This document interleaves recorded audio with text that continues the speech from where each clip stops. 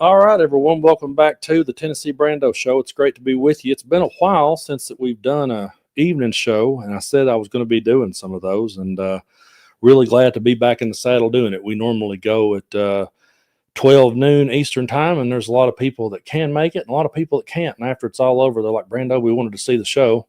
And so can you do it a little bit later in the afternoon? And we got people on the West Coast and all points in between. So we just decided to do this episode, and it's a special episode. I've got some guests coming on I'm really excited to talk about. I always have a good time with them. But tomorrow we have the No Kings 2.0 protest. I was at the first one, and it was a hell of a turnout, one of the biggest ones I'd ever seen. I remember when I got there just being floored at how many people were actually out, which kind of gave me hope that people were waking up. Well, that was just a while back, and here we are. We're not even a year into this dude's second reign of terror, and we've already we're having a second protest, which is on record to be looking like it's going to be the biggest protest we've ever had in this country. And so there's a lot of questions that are being asked. A lot of people are reaching out to me, and they want to know about safety. And I always say to people, just be safe out there, take care of yourself, always protest peacefully. Because, nowadays they can absolutely just create boogeymen out of thin air, give them the name Antifa and call it an organization. And the next thing you know, they can label all of us that. So it's just, a time to be careful, but it's also a time to not forget our First Amendment right. And I met these fine folks a while back from a group called KY Resist out of Kentucky, and they have really been putting in the work. There's a conversation to be had, and we've had it here on the channel about going into other spaces. And they are in a very blood red state and a very blood red part of the world. And they've took it to small towns in Southeast Kentucky, which I've been wanting to see people do for a long time, because, a lot of times when politicians come in, they'll hit the big cities and towns, but they don't really go to the smaller cities where the people are at. And a lot of working class people are there. And I've always said this, and I predict we'll see this tomorrow. You're going to see a lot more people in those small towns than you would imagine, because more people are getting tired of this. So I got a good group coming on with me now, and I'm going to bring on Aria first. It is so good to have you back here on the show. Yeah, good to be here. This time, I think we got less troubles from the mic. And so, yeah. Like you said, though, the 2.0 is going to be crazy. I believe the first one had 4 to 6 million people who showed up. And there's even more outrage now, especially with everything that's happening with ICE. Yeah. I think tomorrow is going to be a good day, at least in terms of the people who show up. Yeah, that's what I started to say a minute ago. I was like, there's so much that has happened just since the last one. There's so much more to be outraged about.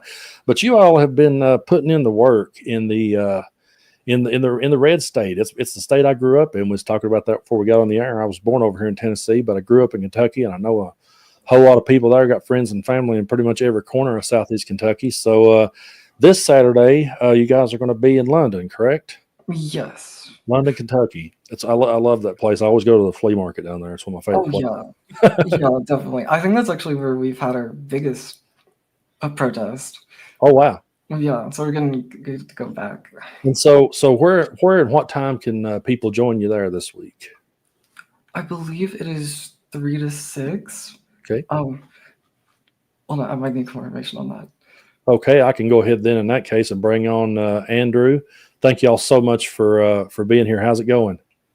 It's going good. How are you? Doing great. So yeah, let everybody know where you're going to be, because there's going to be a lot of people. I think last time what confused a lot of people in our part of the world is we automatically headed for the bigger cities because we didn't think stuff was going on in the smaller ones. So let us know what's going on in London.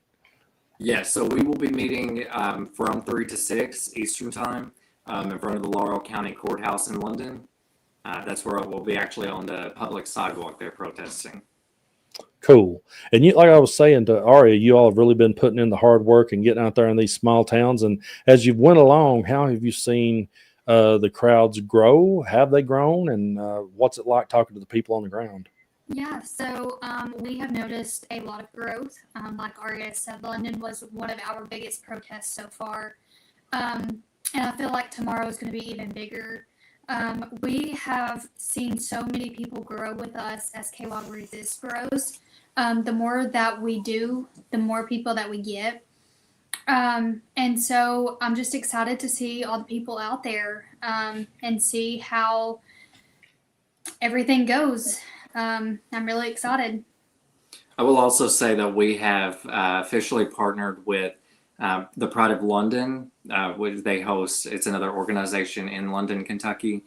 They actually host Pride events there, and so we're partnering with them with this one. We have one of the leaders there with Pride of London who is coming with us there. She's giving a speech.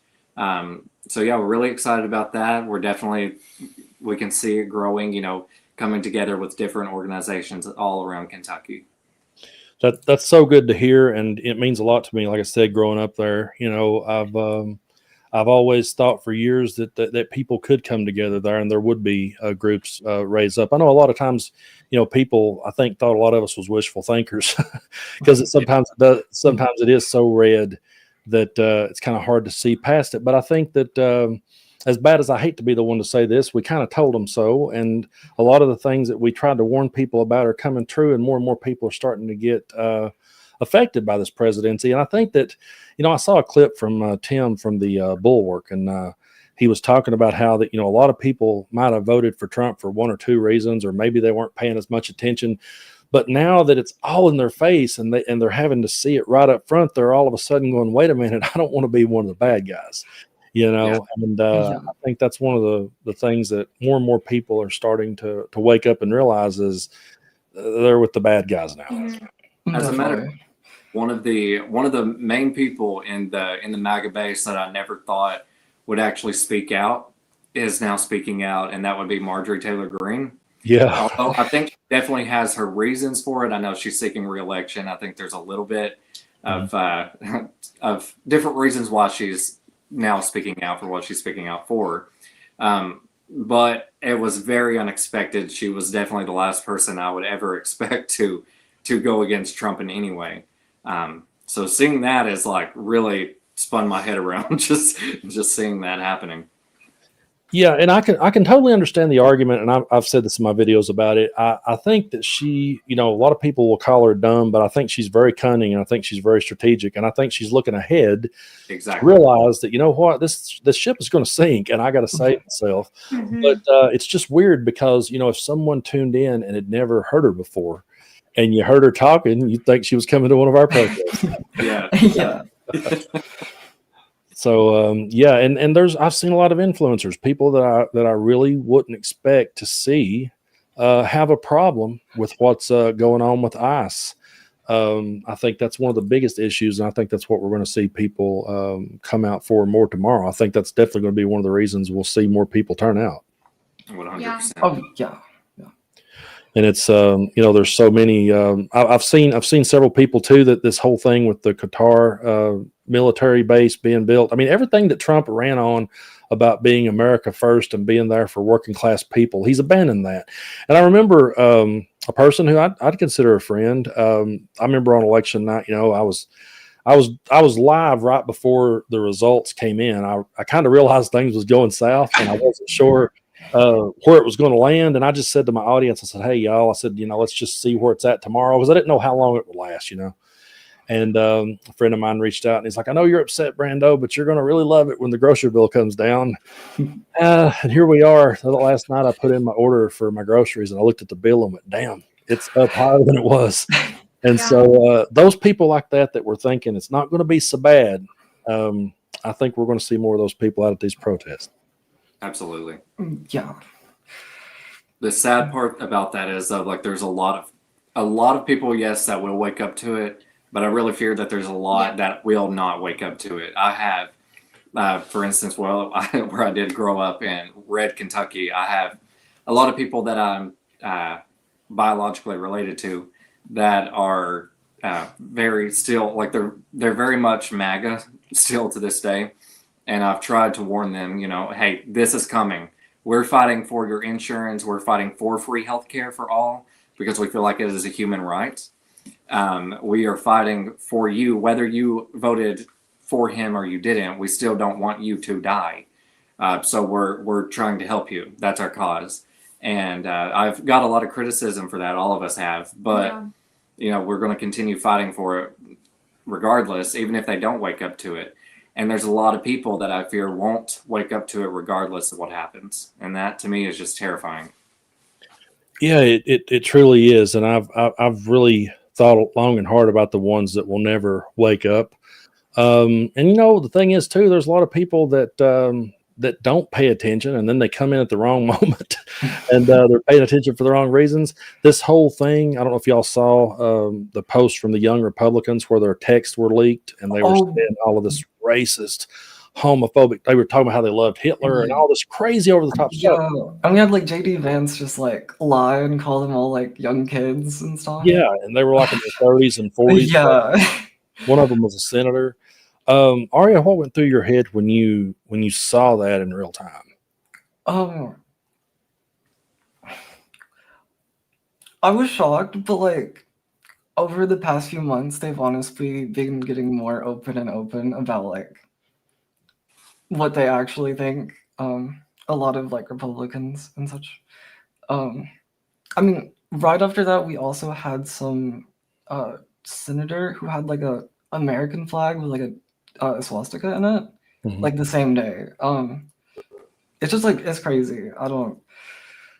It truly is, and it's crazy to me. What I don't understand, to me, this is a no-brainer. This is like a layup. It's a slam dunk. It's something we should all agree on. I don't care how much you disagree about politics. I can remember growing up, and I had these two uncles who eventually kind of came around to being on the same side later in life. But back when I was younger, you had one that was hardcore on the right, one was hardcore on the left. And it was funny because my mama used to always say to them when Thanksgiving would roll around and say, listen, don't bring up politics. And then they would, and then it would be this big sparring match. But I guarantee you, back then in the 80s and 90s, when them two was duking it out at my Thanksgiving, if you'd have asked either one of them about Nazis, they both would have turned in unison and said, "Fuck the Nazis." You know what I mean? It's like, Yeah, that's just something simple. And then you have the president of the United States and the vice president who can't condemn it. And what they don't realize is when they don't condemn it, it empowers it, and it makes someone say, "Hey, it's okay." The vice president wouldn't. They just tried to go back and point at another dude's text and say that was bad. And you'll have people on our side say, yeah, that was bad. It's like when they don't condemn it and they don't call it out, that's what puts it over the top. Exactly. And it ends up giving it a voice. And it's like we might have lost Andrew there. Hopefully he makes it back. well, but it definitely does just like normalize it. It's crazy to see just like how much the rhetoric has just like exploded. Mhm. And we also have like we're talking about the Nazis and like we have anti-fascism being designated as like terrorism. Mhm. It doesn't really make sense. It truly doesn't. I keep a copy because I was done a road trip with my friend Gloria Johnson. She's a representative here in Tennessee, and we went down near Memphis to an event. And on the way, we talked a lot. And she said, "You know what we need to do? We need to make sure that we define these words, because sometimes people think we throw around fascism just to be throwing it around, you know." Yeah. And so I went ahead and wrote them down. I got the definitions laid here on my desk. And while I'm making my videos, I'll say to people that fascism is a governmental system led by a dictator having complete power, forcibly suppressing opposition and criticism, regimenting all industry, commerce, etc., and emphasizing an aggressive nationalism and often racism. So my question is, if we're anti that, Yeah. then So, why are they pro that? yeah, I feel like one kind of more acceptable than Yeah, the latter. It's crazy to me because you've got, and I've got the definition of authoritarian in front of me too. It's favoring strict obedience to authority, especially at the expense of personal freedom. And, we've seen so much freedom be stripped away. And then when you try to point it out to people from our part of the world, I think one of the biggest things, and we'll get Andrew back in here and hopefully everything's working cool. But one of the things that, people around here, they don't take it as seriously until it hits them. Yeah. And so when you point these things out, they'll say, he ain't going to do that. Or I don't think they'll let him do that. So how do you think we go about reaching those people? The ones that just don't, even right now, the ones that still don't think it's actually happening. Yeah, so I feel like there is honestly no way to reach them. We have tried. There's a girl that I work with who actually wanted to see the merch that I made. And I've tried so many times to tell her like what's going on. And I told her to go to my Facebook and I was like, go on there and look at the merch that I've made. Well, she got on there and saw that I was against Trump and that she like went off, and the next day she wore a Trump shirt. And I feel like there's really nothing that you can do to tell these people. She works in healthcare, and so she knows that Medicare and Medicaid is about to be cut, and we could possibly lose our job. And she still will not listen to anything that you say. And I just honestly don't think that there is certain people that will ever wake up or listen to anything that you have to say. You know, me and a friend of mine talks every day, and there was a time years ago, if you could go back and read our text or listen to our voice messages, where we were saying, you know, maybe we could reach people. But he and I are feeling that more and more with certain people, and I really believe that it comes down to this. For whatever reason, it's them wanting to flex, you know, and it's like they want to win a reality show or something, and they don't realize that this is real life. And going back to something Andrew said, we're fighting for them. You know, we're fighting for them too. That's what they don't realize. A lot of people don't understand. The protest tomorrow is for their First Amendment right too. Right. And they don't realize that once they step out of line with Donald Trump, they're going to be in the same boat. They'll be labeled Antifa just as quick as we were. Yes. And another thing with that is, you know, we get a lot of criticism that we're, you know, just for the Democrats, we're not, you know, we hate Republicans. So, you know, we hate what the current administration is standing for. And I don't believe it is necessarily Republican values. I don't believe that Donald Trump holds true Republican values. Instead, this is something completely different. It's like it has its own party. And it's more of a cult than a political party, I believe. But we also, I feel it is very needed right now to have Democratic senators, representatives, governors, everyone to call out what is really happening. They need to stop. You know, I saw video footage of people like Hakeem Jeffries or Chuck Schumer being like, well, we hope that the Republican Party will do the right thing. We hope that Donald Trump will do the right thing. It's not going to happen. You know, we got to stop just hoping and actually get up, say something, call it out, call them what they are. They are fascists. They are basically 1930s Germany. And we have to call out what is really happening. We need Democratic people that are not going to take money from AIPAC. We need Democratic leaders that are going to actually stand up for the people and fight for what we need. Yeah, and I really do believe that the mainstream media shoulders a lot of the blame on this because they normalize and same watch this stuff too. Yes. You know, there's people like us that are doing what we do, and we're calling it out. But when they platform this stuff and put it out there into the world and then act like it's just some sort of new strategy or it's some sort of new way of doing politics, it may be in this country, but it's wrong, you know, and there's so many times that I've been watching the mainstream media. One of the things I seen was Adam Mockler. I don't know if you're familiar with his work. He's with the Midas Touch Network. He went on a panel at the Kennedy Center. Chris Cuomo was, hosting it. And then you had Stephen A. Smith was there, Bill O'Reilly, I think Joe Manchin was there, and then one of Charlie Kirk's producers. And Adam basically says to him, he's like, hey, can you call out can you condemn what these young Republicans said?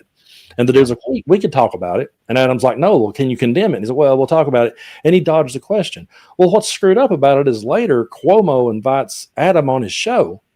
And instead of bringing the dude on that dodged that question and drilling him, he says to Adam, well, Midas Touch was sharing it and saying that you owned him and you put on a masterclass. Look how they capitalized and tried to make him look like a Nazi. And I'm like, no, he wouldn't deny being a Nazi. That's the story. It's like so many times the mainstream media, I'm like, why didn't you? My question was, why wasn't that guy brought on your show and given one more chance to distance himself from Nazis? That I think the media has done such a terrible job. During Biden's entire term, Trump always had a microphone. They let him lie like crazy with no fact checking whatsoever. They didn't, do anything. And I think it just paved the way for where we're at today. Yeah, Oh, exactly. that's one main reason why I typically get my information from more independent media. I do watch Midas Touch. I also watch iHit News. Don't know if you're familiar with them, but I try to stay updated from independent people that have kind of like created, their own podcasts, their own channels, and then obviously verifying this information as well. And because I've noticed that a lot of the times the mainstream media they don't air what they need to air. They do not speak out against the really important issues that we're seeing. And I believe that's why so many people are misinformed on what's happening. A lot of people, I mean, the majority of Americans know what is happening, but there are still that select group of people that are just unaware. They have no idea what is even happening. Yeah, my parents are both in their 70s now, and they pretty much just watch YouTube now. We don't have cable anymore. Right. So they're kind of an oddity in the sense that, so my mom might be talking to somebody in the family and tell them about something that's going on, and they've not heard about it.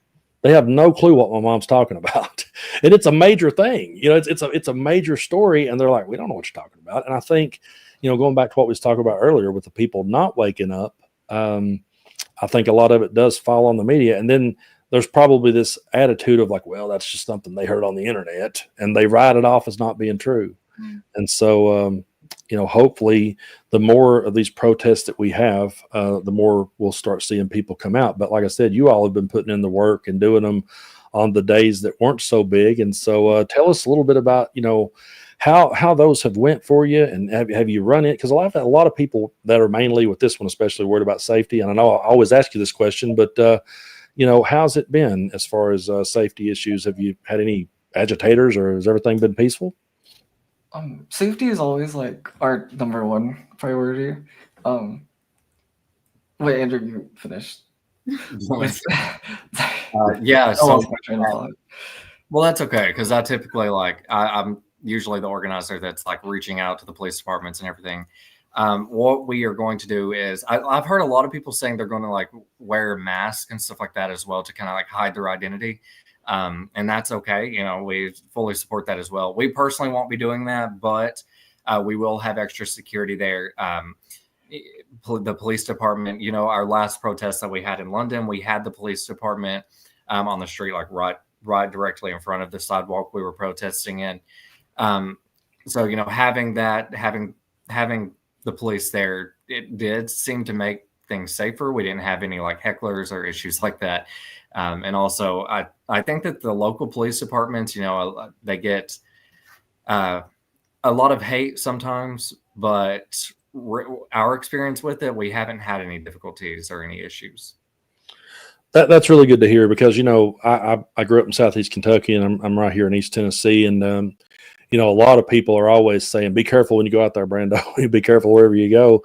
But I will say that I've not had a problem with the law enforcement or anything like that. I think there's a fear that, and rightfully so. I mean, or absolutely rightfully so. But with all due respect to law enforcement, I've never had an issue either in this part of the world. And I've been surprised, especially in the smaller towns. I've been surprised at the police standing there and letting people do it. It's the First Amendment. I don't understand. If I looked over and saw a group of MAGA protesting during Biden, I'm not even the type of person that's going to heckle them or honk the horn. I don't. It's like, you know what? You got a right to do that. Go for it. And I just think that if more of us could realize that, we'd be in a better place. But of course, here they are. I seen Mike Johnson talking about how that he's calling this. They're calling it the Hate America rally. We hate America. And it's like, no, if you talk to any of us, the things we're here to talk about is people's rights. And we're fighting for theirs too. And I just wish that they could come around to seeing that. And hopefully tomorrow we'll go off safely for everyone, and we'll see some positivity come from it. Yes, I'm really hopeful for that too. I think that I've heard a lot about people saying that this is potentially the biggest one in modern history that may be happening, like nationwide. So I'm really excited about that, to see how everything's going to turn out. Yeah, I think I saw like a map of like the US and just like all the little dots. It was wow. It was like almost completely covered. That was going to be protesting tomorrow. It was even covered in some spots that I didn't know there was much cities there. I was like, damn, it's loaded. But that's what we want to see. You know, I look at it, and I've had people say to me, you know, that protesting really doesn't matter. And I've felt it at times. There's times where you feel it in your gut, like, I don't know if it's going to make a difference. But I think what it really does, more so than anything for me, is it gives you this sense of I'm not alone in this. There's other people that are seeing what I'm seeing, and every time you go back and the crowd's bigger, then you realize, you know, I'm not crazy, because we just live in a time where I don't think people on the opposite side realizes just how hard people like us have been gaslit this entire time. And I use that phrase so much I get tired of it, and I try to find another word to describe it, but there's not. They're just constantly gaslighting us and making us the enemy from within, you know. And so when you go out to these things and you see people protesting, then you realize that you're not alone, and it can also help to build communities like you all have got. You know, you've built that because you've hit the ground and got out there and put in the work. And I just want you to know that I respect the hell out of you for that, because it definitely takes guts in Southeast Kentucky. And, you know, I remember, and I'm being honest, at first some people was like, "Are they really going to do that?" And I was like, "Yeah, they're doing it, and then it's working. You know, it's catching on." And so just always know that you've got a place to come talk here, and I really respect and admire what you're doing. Thank you. Yeah. And another thing that I will also put onto that as well, or say to that, I've also been told, like, you know, protesting's not going to do any good. What's the point? You're just wasting your time, putting yourself in danger. You know, I've heard that so many times, but I'm aware that we've protested multiple times and Donald Trump is still in office. But here's the thing. We all, as Americans, we have to live up to our legacy as Americans. And what that means is, are we going to sit around and absolutely do nothing? Are we not going to call out this fascism? Are we not going to call out that this guy is so dangerous? I mean, he, of course, like you said there, calling us the enemy from within, has recently stated that he would put the American military, and has put the American military, the National Guard, on blue cities such as Chicago. That is insanity to me. I never thought in my lifetime that we would be at this point. And I do believe that protesting, making your voice heard, getting out there and not standing for it, call it out, call out the fascism, call out the genocide, call out all of the harm that these people are doing and are causing to the American people, to immigrants, to every individual, even from other countries. And you know, if we sit back and we do absolutely nothing, our legacy dies with democracy. And we cannot allow that to happen. We have to get out and fight. That's well said, man. You always have a way of closing us out strong. You did that the last time. I just threw it off to you, and you hit a home run. And so I really appreciate it. Before we go, again, you're going to be in London, Kentucky tomorrow, 3 to 6. And anything to add before we wrap it up? I really appreciate y'all. Yeah. Come out and protest with us if you're in the area. Stand up and fight, and come out and make your voice heard. And we will have free water. We will have free chips as well. We'll have merch if anybody wants to buy merch. Some shirts. And so just come out and have your voices heard. Stand up and fight. Also, please follow us as well on Facebook. We also recently got TikTok as well. Awesome. So I recently got that app set up for KY Resist. So give us a follow, you know, to stay updated on different events that we're having. Okay, so it's mainly Facebook and TikTok. That's where you can find. Yes. Awesome. Or on the website as well, www.kyresist.com. All right. Well, everybody, definitely be sure to get out there and protest and let your voices be heard, and support my good friends here from KY Resist. Follow them on social media.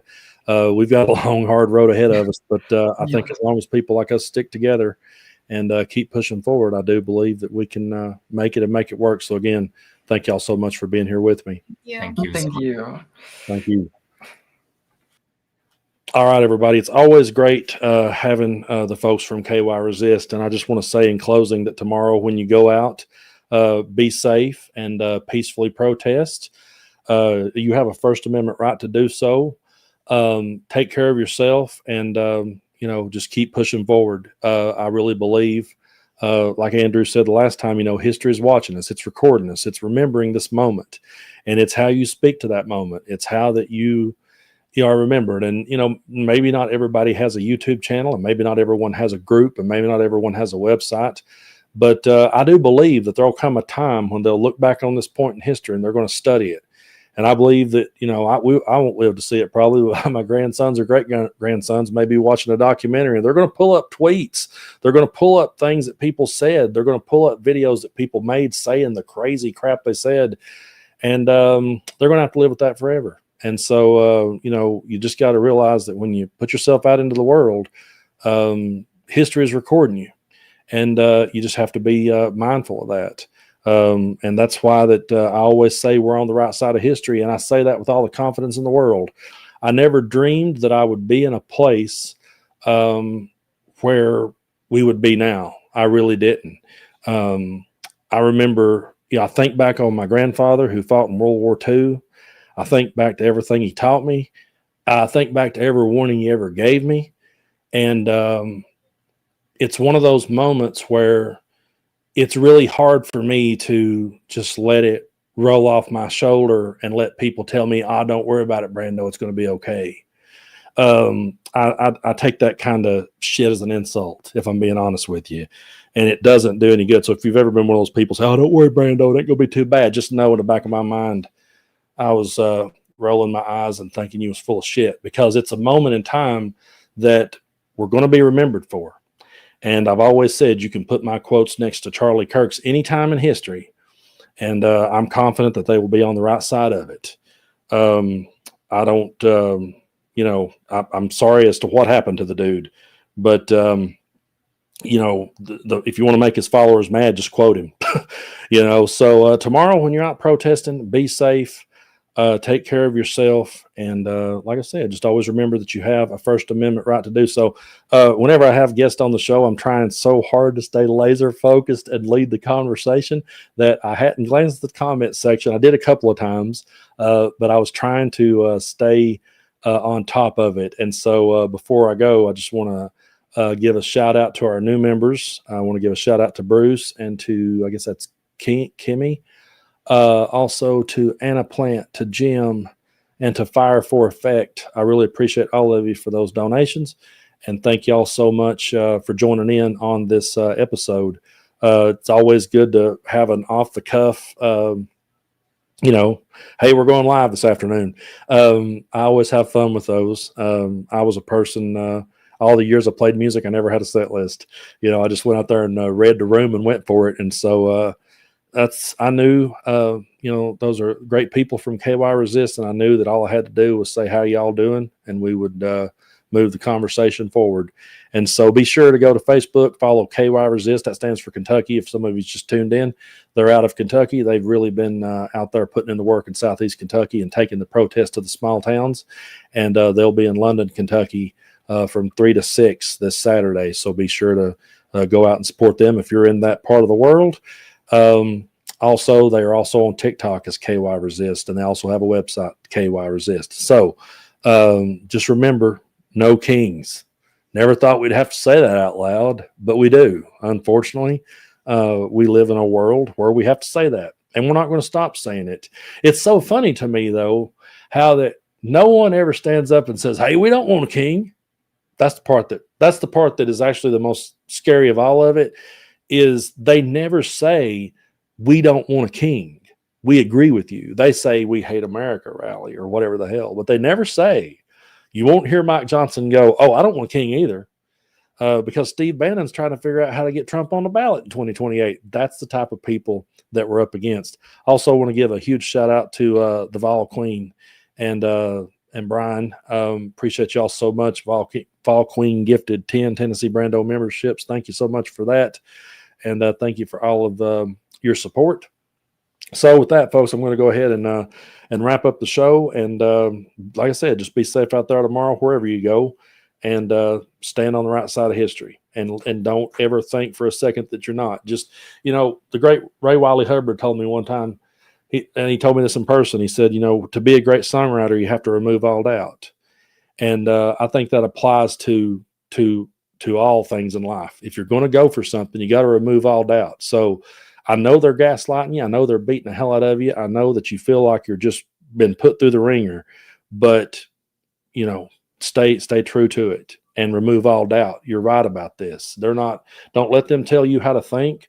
Don't let them tell you you're wrong for thinking. Don't let them criticize you for thinking that way. Don't let them hold a God over your head. Don't let them thump a Bible in front of you. And you know, if they do thump a Bible in front of you or thump a Constitution in front of you, to suggest to them that they read it a little bit closer. So just that's me on my soapbox, and I'm looking forward to No Kings tomorrow, and I'm looking forward to seeing this nation come together and stand up against this idiocracy.